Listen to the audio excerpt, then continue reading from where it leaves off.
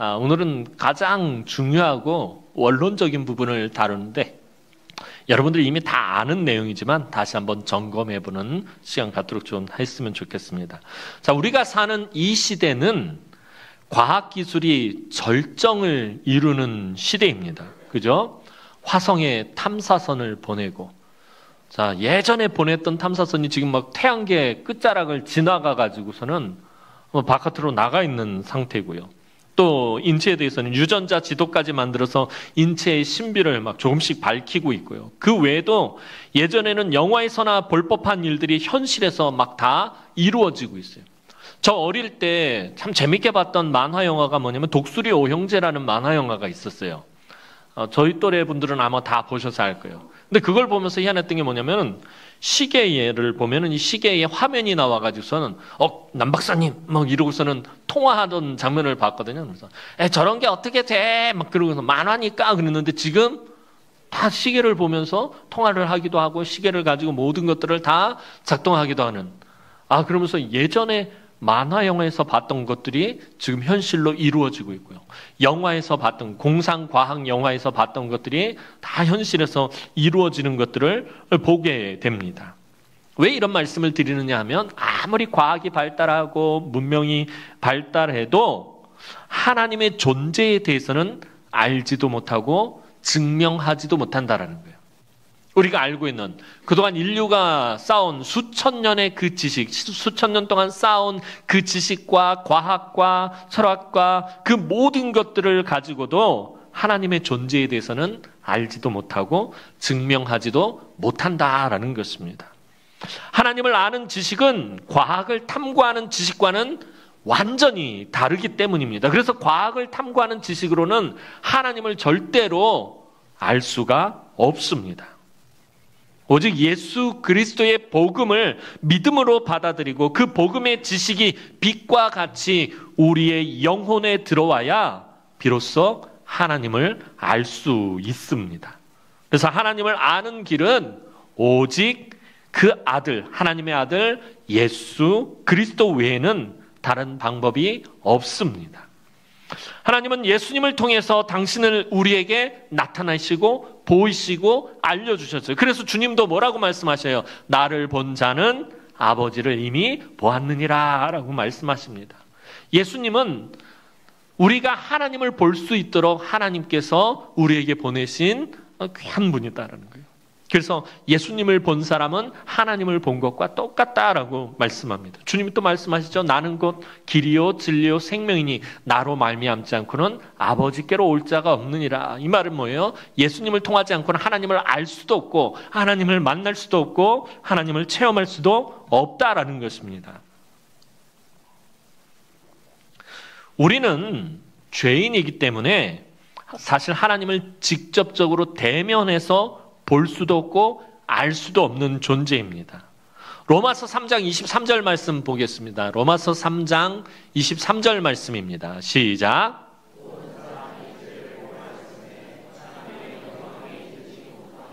자, 모든 사람이 죄를 범하였음에 하나님의 영광에 이르지 못한다라고 성경은 분명히 우리에게 알려주고 있습니다.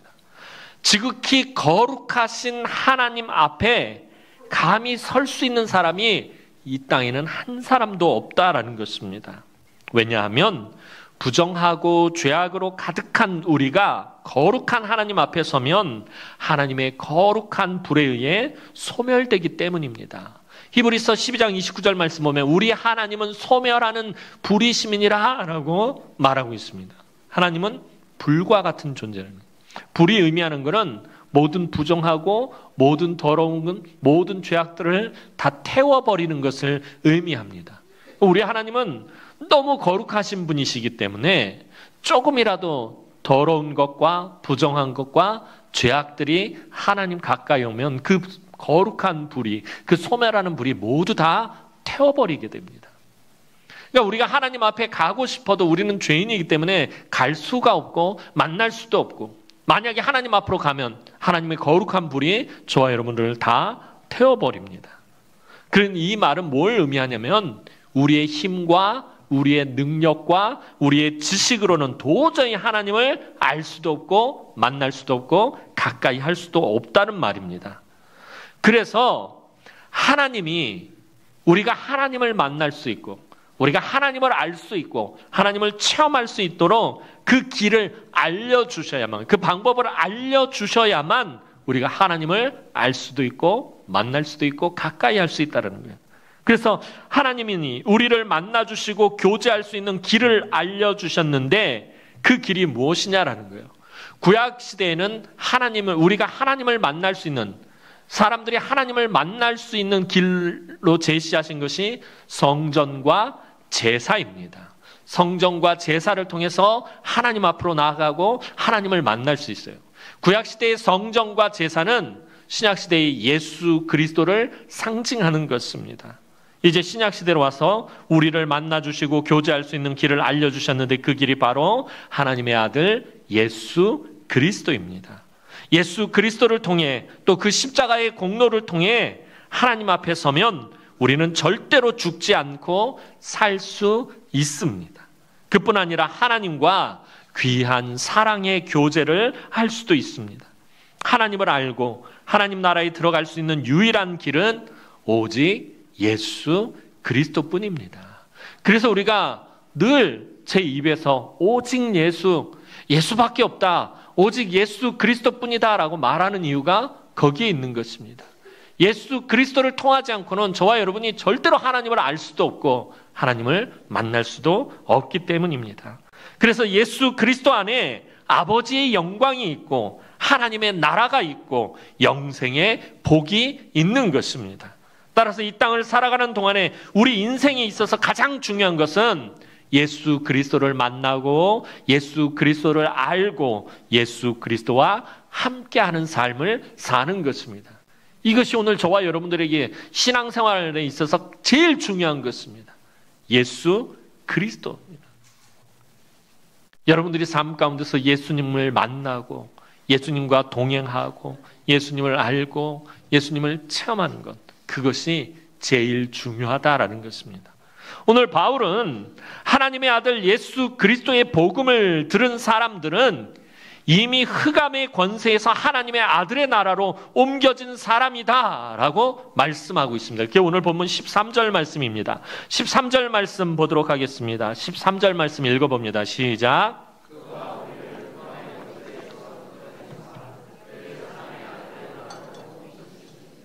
자, 골로새 교회 성도들은 에바브라에 의해서 예수의 복음을 믿음으로 받아들였어요. 이미 예수의 복음을 들었기 때문에 흑암의 권세에서 건짐을 받았다라고 사도 바울이 지금 편지를 보내면서 말하고 있어요. 이 흑암의 권세가 뭐냐 하면 죄와 사망의 권세를 말합니다. 여러분, 우리 인간들은 나면서부터 죄인들입니다. 나고 나서 어떤 시점이 돼서 사춘기를 지나서 성인이 되어서부터가 죄인이 아니라 우린 이미 나면서부터 죄인입니다. 다윗은 자기가 어머니의 모태에서부터 태중에서부터 이미 죄인이었다라고 말하고 있습니다. 죄의 형벌로, 그래서 우리가 나면서부터 무엇이 결정된 사람이냐면 죽음이 결정된 사람입니다. 그래서 사람은 태어나자마자 무엇을 향해서 가는 거예요? 죽음을 향해서 가는 거예요. 왜냐하면 나면서부터 죄인이기 때문에 죄의 형벌인 죽음이 이미 결정된 사람이에요. 태어나면서부터 죄의 형벌인 죽음이 결정된 사람이에요. 그러니까 우리는 태어나면서부터 아무리 이제 막 태어난 갓난아기라 할지라도 죽음을 향해서 나아가는 거예요. 결국 삶이 그거잖아요. 삶의 종착역 마지막이 뭐예요? 죽음이란 말이에요. 죽음을 향해서 나아간다라는 말은 저와 여러분들이 이미 나면서부터 죄인이란 말입니다. 나면서부터 죄의 종노릇하며 죽음을 향해 나아가는 존재가 바로 저와 여러분들, 우리 인간입니다. 아무런 소망도 없는, 나면서부터 죽음을 향해 간다라는 말은 뭐예요? 소망이 없다는 게 사실은 이 땅에 태어난 것 자체가 소망이 없다라는 말과 똑같은 거예요. 죽음을 향해서 나아가고 있으니까. 아무런 소망도 없는 이런 상태를 사도 바울이 뭐라고 표현을 하고 있냐면 흑암이라고 표현하고 있는 것입니다. 이스라엘 백성들이 애굽에서 400년 동안 종노릇하며 죽도록 고역을 할 때에 그들에게는 아무런 소망이 없었어요. 왜냐하면 나면서부터 종이었어요. 태어나면 이거 딱 응애하고 태어났는데 히브리 노예란 말이에요. 노예로 태어나 버렸다는 거예요. 태어나면서부터 노예로 태어나서 죽을 때까지 힘겨운 일을 하며 살아야 했어요. 여러분, 출애굽기를 살펴보면 모세가 태어날 당시에 이스라엘 백성들은 아주 힘든 노역을 하고 있었단 말이에요. 오늘날 우리처럼 주 5일 근무제를 했던 것 아니에요. 5일 일하고 이틀 쉬고 5일 일하고 이틀 쉬었던 거 아니에요. 나면서부터 죽을 때까지 그냥 일만 주구장창 했다는 거예요. 계속 그냥 죽도록 노역만 했다는 거예요. 고대 문헌을 살펴보니까 1년에 딱 한 번 쉬었대요. 노예들이. 언제냐면은 바로의 생일날. 바로의 생일날 하루만 쉬었대요. 공산당도 아니고. 예, 여러분들 생각해 보세요. 요즘은 뭐 주 4일 근무제 한다고 막 그런 얘기들도 나오고 있는데 5일 일하고 여러분 이틀 쉬는 이게 얼마나 큰 은혜인지 모르는 거예요. 여러분들은. 사실은 저 학교 다닐 때는 주 5일이 아니라 주 6일이었잖아요. 토요일 오전까지 학교 갔었고 직장인들도 토요일 오전까지 가서 일하고 토요일 되기를 그렇게 바랬는데 지금은 뭐 불타는 금요일부터 막 금요일 밤부터 막 신난다 막 그러는데 근데 애굽에서 태어난 이 이스라엘 백성들 그 당시 모세 당시에 이스라엘 백성들 400년 동안 그러고 살아는 거예요. 태어나면서부터 노예였고 태어나면서부터 죽을 때까지 힘든 고역을 계속해야 됐단 말이에요. 근데 그게 언제 예를 들면 내 아들 때에 끝난다, 내 손자 때에 끝난다 그런 기약도 없었다라는 거예요. 아무런 기약이 없어요. 태어나면서부터 난 이미 노예였고 태어나면서부터 나는 노역을 해야 됐고 죽을 때까지 나는 고역을 해야 했다라는 것입니다. 그러니 아무런 소망이 없었다라는 것입니다. 그걸 흑암이라고 지금 표현을 하고 있네요. 깜깜한 밤. 한 치 앞도 보이지 않고 알 수도 없고 시간이 얼마 갔는지도 모르겠고 이런 걸 말하는 거예요. 그러다 하나님께서 크신 은혜를 베푸시고 10가지 재앙으로 애굽을 초토하고 이스라엘 자손들을 애굽에서 해방하셨단 말이에요. 나면서부터 종로로 타던 사람들을 자유인으로 하나님께서 만드셨다라는 것입니다. 이게 애굽에서 해방하는 중요한 의미입니다. 그리고 그들을 조상 아브라함에게 약속하셨던 그 약속의 땅으로 인도하셨고 그 약속의 땅을 차지하게 하셨어요. 오늘 저와 여러분들도 마찬가지입니다. 이스라엘 백성들이 애굽에서 나면서부터 노예로 나고 온갖 억압과 박해와 고역을 했던 것처럼 우리도 억만 가지 죄악을 가지고 태어났다라는 것입니다. 태어나면서부터 죄인이었다라는 거예요. 태어나면서부터 죄의 종로를 타는 자들이었습니다. 그런데 하나님께서 우리를 이런 흑암의 권세에서 건져내어 하나님의 영광의 나라로 옮기셨다라고 오늘 사도 바울이 말하고 있습니다. 이스라엘 자손들을 애굽에서 해방하신 것처럼 저와 여러분을 죄의 권세에서 구출하셔서 하나님 나라로 인도하셨다라는 것입니다. 유월절이 가지는 의미가 굉장히 중요한 것입니다. 이스라엘 자손이 애굽에서 풀려나는 데는 아주 중요한 원리가 있었습니다. 그것이 무엇이냐면 바로 유월절 어린 양의 피였습니다. 하나님은 사람의 장자를 치는 10번째 재앙에서 죽어야 할 사람 대신 어린 양을 희생하고 그 피를 문에 바른 사람들에게는 죽음이 그냥 지나가게 하셨습니다.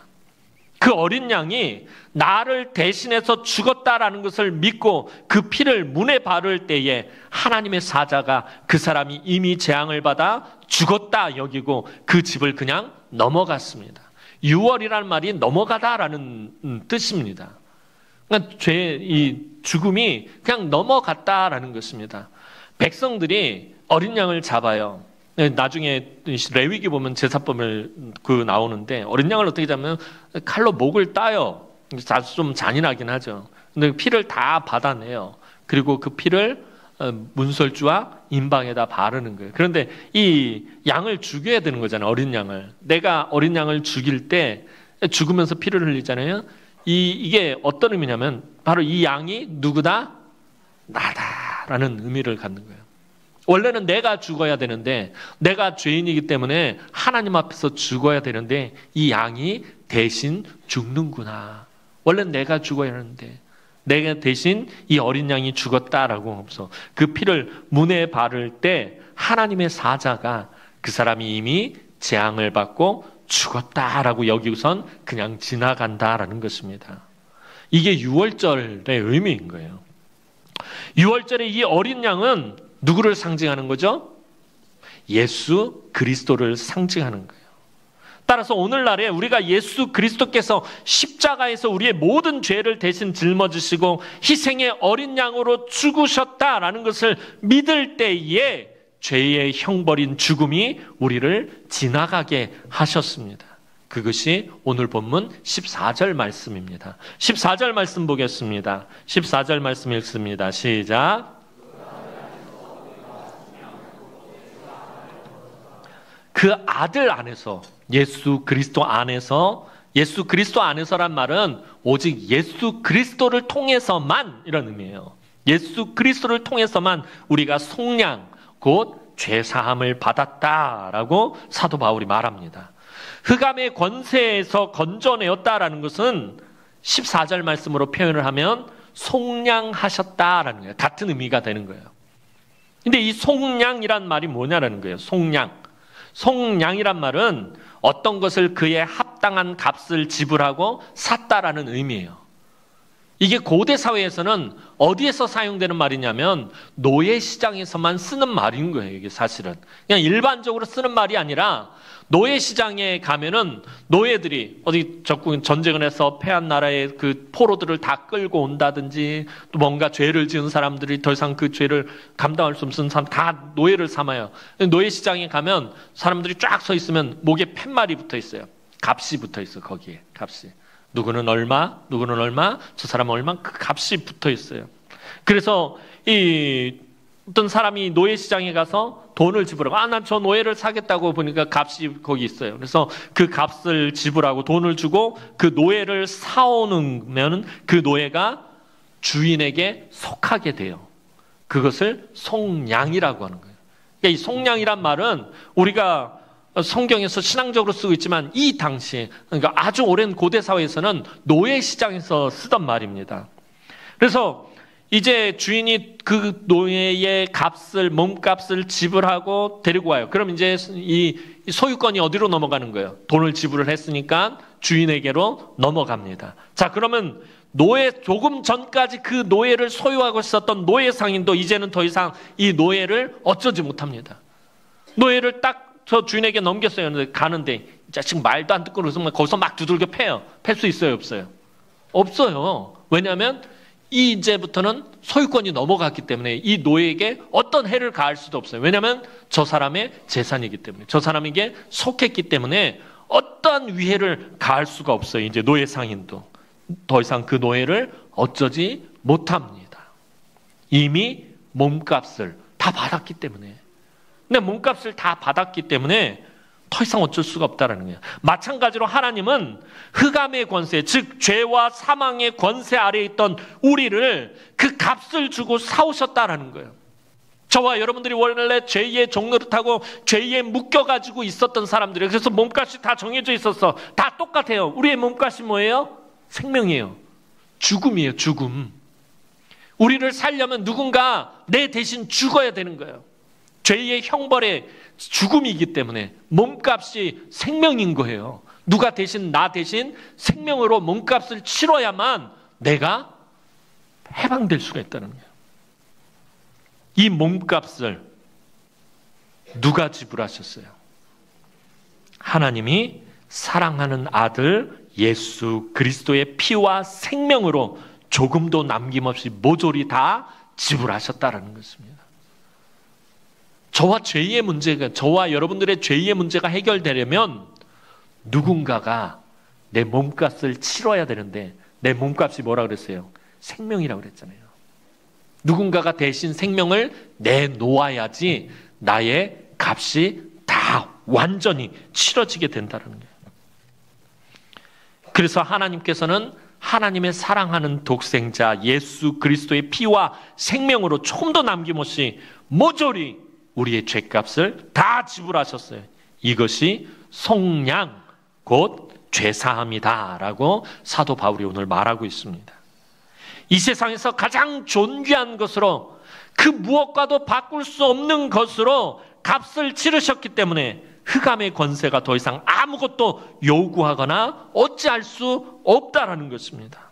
하나님의 아들 예수 그리스도께서 내 값을 그 생명으로 갚으셨다라는 것을 우리는 그저 믿기만 하면 된다라는 거예요. 주님이 나 대신 생명으로 내 몸값을 치르셨다. 여러분 믿으십니까? 이거 믿으셔야 돼요. 다른 건 다 몰라도 이것만은 믿으셔야 돼요. 우리 주님이 나 대신에 몸값을 치르셨다는 거예요. 이것을 믿기만 하면 우리는 흑암의 권세 아래 있지 않고 하나님 나라의 영광 안에 거하게 된다라고 사도 바울이 말하는 거예요. 바울은 로마서 3장 24절에서도 분명히 말씀합니다. 로마서 3장 24절 말씀 보겠습니다. 시작.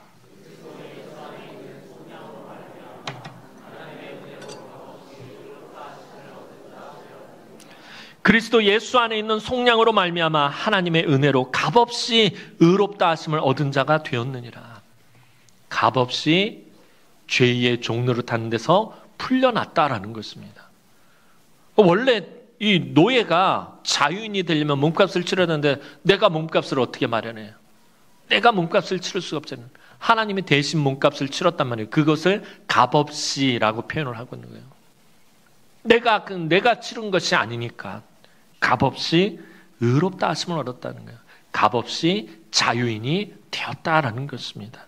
이것이 저와 여러분에게 복음이라는 것입니다. 이게 예수의 복음입니다. 사랑하는 성도 여러분, 오늘 우리가 하나님의 아들 예수 그리스도의 복음을 이렇게 들을 수 있다라는 것은 여러분 이 세상 그 무엇과도 바꿀 수 없는 엄청난 축복이다라는 것입니다. 예수의 복음을 믿음으로 받아들인 우리는 이제 더 이상 흑암의 권세 아래 있지 않습니다. 이제 더 이상 죄의 종노릇하지 않습니다. 저와 여러분은 이미 하나님 나라로 옮겨왔다라는 것입니다. 예수 믿는 그 순간 이제 저와 여러분들에게 하나님 나라가 이제 허락될 것이다라고 성경은 말하지 않아요. 예수 믿는 그 순간 이미 하나님 나라로 옮겨졌다라고 말하고 있다는 거예요. 이미 완료형으로 말하고 있다는 거예요. 저와 여러분들이 예수를 믿는 순간 이미 하나님 나라로 옮겨왔다라는 것입니다. 이게 얼마나 귀한 은혜입니까?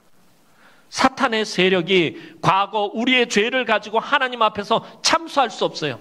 이제 소유권이 다 넘어갔으니까 하나님이 값을 다 치렀기 때문에 사탄이 저와 여러분들에 대해서 무언가를 주장할 수 없다는 거예요. 죄에 대해서 말할 수 없다는 거예요. 죄값을 다 예수 그리스도께서 십자가에서 치르셨기 때문에 사탄이 그 어떤 것도 저와 여러분들을 정죄할 수 없고 죄를 하나님 앞에서 이야기할 수 없다는 거예요. 하나님 앞에서 사탄이 하는 일이 뭐예요? 원래 성경을 보면 사탄은 참소하는 자다라고 말해요. 참소하다라는 말이 뭐예요? 하지도 않은 것을 했다라고 윗사람에게, 상사에게 고자질하다, 고소하다라는 것이 참소하다라는 거예요. 사탄이 늘 하는 게 그거인 거예요. 하나님 앞에 가가지고 하나님, 송 목사가 이런 나쁜 짓을 했어요. 이런 나쁜 생각을 했어요. 이러면서 계속해서 하나님 앞에 고자질하는 거예요. 그런데 하나님 앞에서 씨도 안 먹힌다는 거예요. 왜요? 이미 예수 그리스도께서 십자가에서 나의 모든 죄값을 치르셨기 때문에. 더 이상 이야기할 수 없는 부분이에요. 그래도 사탄은 계속해서 저와 여러분들을 미혹하는 거예요. 저와 여러분들에게 죄책감을 심어주고요.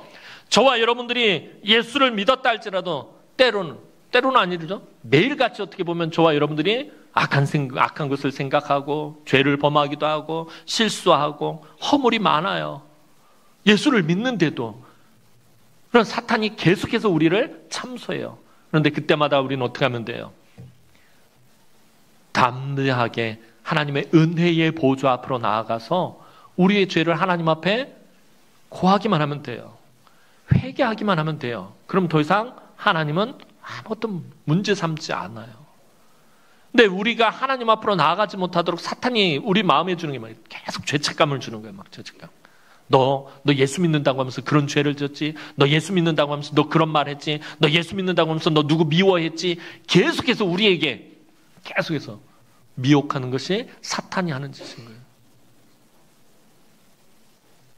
여러분 살아가면서 그렇게 실수하고 범죄하고 잘못했을 때 하나님 앞에 두 손 들고 나아가면 하나님은 용서해 주세요.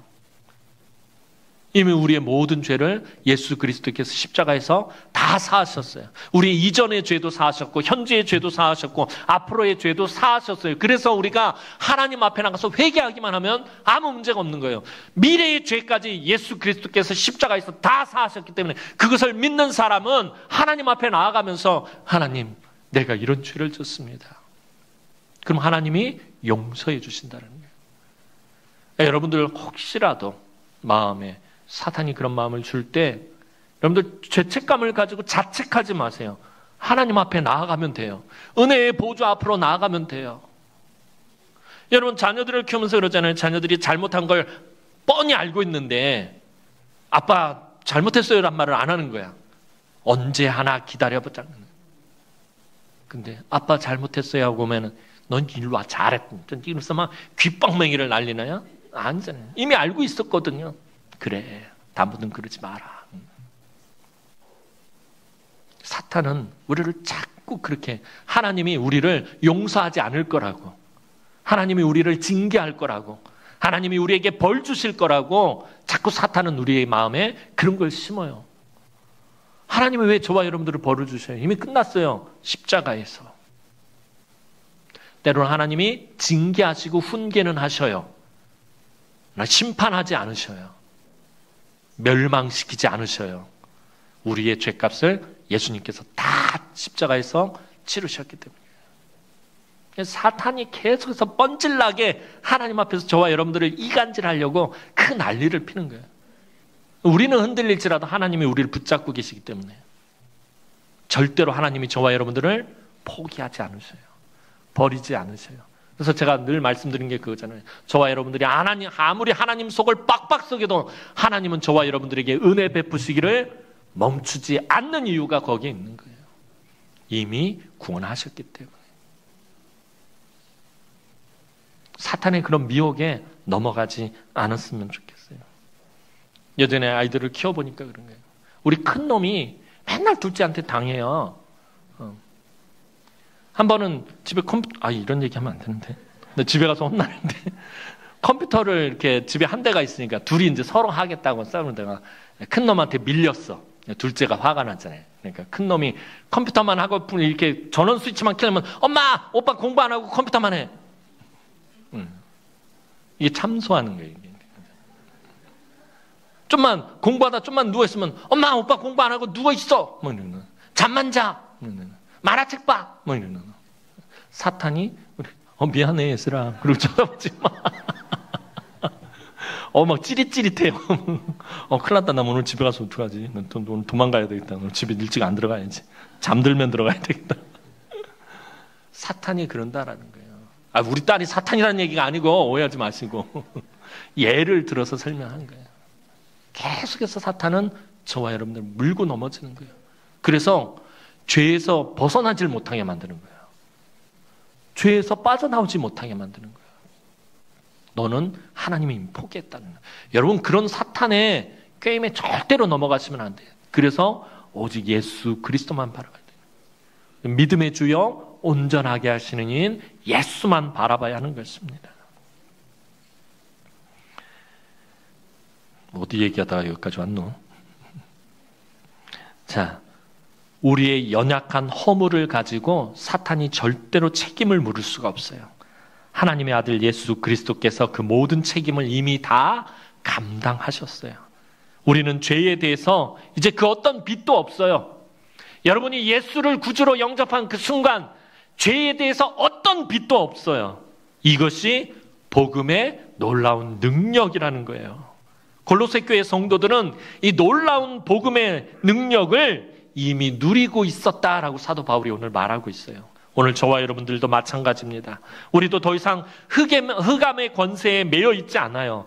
그래서 지난주에 말씀드린 것처럼 무엇으로 살아야 돼요? 빛으로 살아야 된다라고 말하는 거예요. 우리는 더 이상 흑암의 권세에 매여 있지 않기 때문에 빛으로 살아야 해요. 예수 그리스도를 비추는 빛으로 살아야 합니다. 다르게 표현하면 복음을 전하며 살아야 한다라는 거예요. 복음을 전하는 것, 이것이 바로 성도의 기업이다라고 지난주에 말씀을 드렸어요. 우리는 갚을 길 없는 큰 빚을 진 셈입니다. 우리가 얼마나 큰 빚을 졌어요. 하나님께서 사랑하는 독생자를, 이 세상에 가장 존귀하고 그 무엇과도 바꿀 수 없는 그분을 죽기까지 희생시켰단 말이에요. 저와 여러분들이 얼마나 큰 빚을 졌냐고요. 갚을 길이 없어요, 저와 여러분들은. 그런데 하나님이 갚을 길을 딱 한 가지를 말씀하셨어요. 이 빚은 복음으로 갚기를 하나님은 바라셔요. 하나님은 우리를 값을 주고 사오실 때에 예수 그리스도의 생명으로 저와 여러분들을 값을 주고 사오실 때에 노예로 사오신 것이 아니라 아들을 삼기 위해서 사오셨다는 거예요. 이 사실을 잊으시면 안 돼요. 옛날에 노예 시장에서 주인은 노예 삼기 위해서 속량 사왔지만 우리 하나님은 저와 여러분을 노예 삼기 위해서 사오신 것이 아니라 아들을 삼기 위해서 그 귀한 예수 그리스도의 생명까지 내어주셨다는 것입니다. 하나님, 그럼 왜 이렇게 하신 것입니까? 왜 이렇게 하시는 것입니까? 이유는 오직 하나입니다. 우리를 사랑하시기 때문이에요. 우리를 사랑하시기 때문에. 로마서 5장 8절 말씀 보도록 하겠습니다. 마지막으로 우리 로마서 5장 8절 말씀 한번 읽어봅니다. 시작.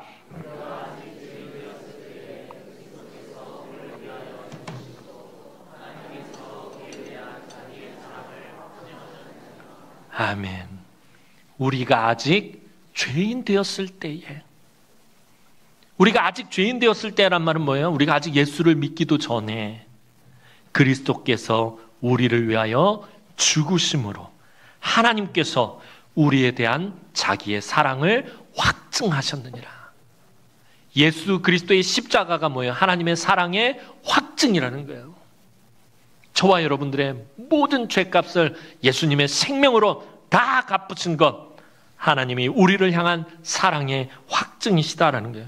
그래서 우리에게 하나님의 자녀가 되는 권세를 주셨다는 거예요. 아까 말씀드렸잖아요. 노예 삼기 위해서 우리의 값을 치르신 것이 아니라 자녀 삼기 위해서 값을 치렀단 말이에요. 그렇기 때문에 영접하는 자, 곧 그의 이름을 믿는 자들에게는 하나님의 자녀가 되는 권세를 주셨다라는 것입니다. 그리고 우리가 예수 그리스도의 복음을 증거하며 살기를, 우리가 받은 이 놀라운 은혜, 우리가 받은 이 놀라운 사랑을 전하면서 살기를 하나님은 원하신다라는 거예요. 그래서 오늘도 이 구원의 크고도 놀라운 은혜와 사랑을 받은 저와 여러분이 이 복음의 능력을 풍성하게 누리고 그것을 우리 삶 가운데서 나타내고 전하는 삶을 살기를 주님의 이름으로 축원합니다. 기도드리겠습니다. 참 좋으신 하나님, 은혜와 사랑을 진심으로 감사를 드립니다. 나 같은 것이 뭐라고 존귀하신 예수 그리스도를 그 십자가에서 죽기까지 희생하신 것입니까? 하나님, 그 은혜와 사랑으로 오늘 하나님의 자녀가 되어서 더 이상 흑암의 권세 아래 있지 않고 더 이상 죄의 종노릇 하지 않고 하나님의 영광의 나라에 있게 하시니 감사와 찬송과 영광을 아버지께 돌립니다.